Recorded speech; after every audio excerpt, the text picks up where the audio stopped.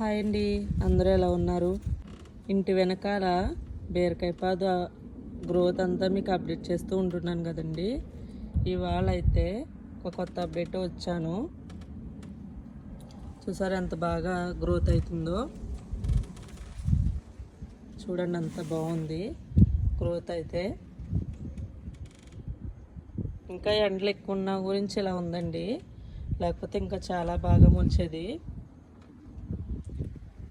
ఇప్పుడు కొత్త అప్డేట్ ఏంటంటే ఇలాగా కాస్తున్నాయండి, పూతలు వస్తున్నాయి. చూసారా, కనిపిస్తుందండి. గ్రోత్ కూడా బాగా పెరుగుతుంది.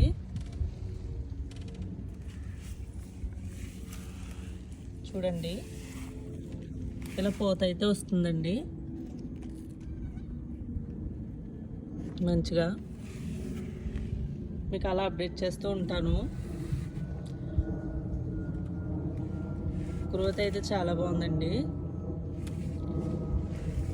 అండ్ అలాగే ఇంకొకటి, ఇలా పందిరి అయితే వేసాము. చిక్కుడు పౌధం చూపించాను కదా మీకు చిన్నప్పుడు. ఇది పాటికి ఇంత అయిందండి. ఇలా పందిరి వేసి ఇలా కట్టామండి ప్రస్తుతానికి. దీని గ్రోత్ కూడా బాగానే ఉంది.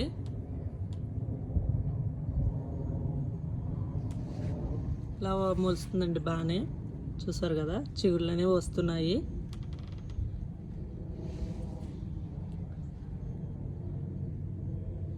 వీటికి ఇంకా పోతుంది రాలేదు.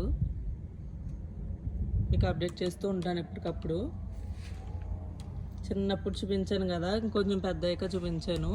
ఇప్పుడు ఇలా పందిరేసాక ఇంకో వీడియో తీస్తున్నానండి, చూస్తారని చెప్పేసి మీరు. అదైతే బీరకాయ పాదు. అదైతే ఏ పందిరి లేకుండా ఇంచక్క పాకేస్తుంది మంచిగా.